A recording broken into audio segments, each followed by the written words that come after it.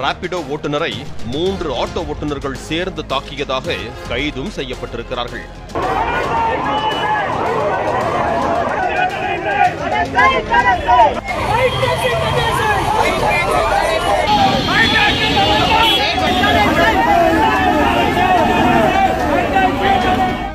இந்த நிலையில் போக்குவரத்து துறை ஆணையர் வணிக நோக்கத்திற்கு பயன்படுத்தப்படும் இருசக்கர வாகனங்களுக்கு அபராதம் விதித்து நடவடிக்கை எடுக்குமாறு வட்டார போக்குவரத்து அலுவலர்களுக்கு சுற்றறிக்கை அனுப்பினார். இதனால் தமிழகத்தில் பைக் டாக்ஸிக்கு தடை விதிக்கப்படுமா என்ற கேள்வி எழுந்தது.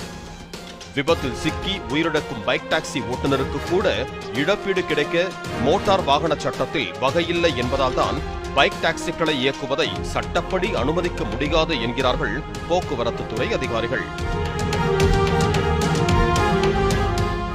இதுகுறித்து விளக்கமளித்துள்ள போக்குவரத்து துறை அமைச்சர்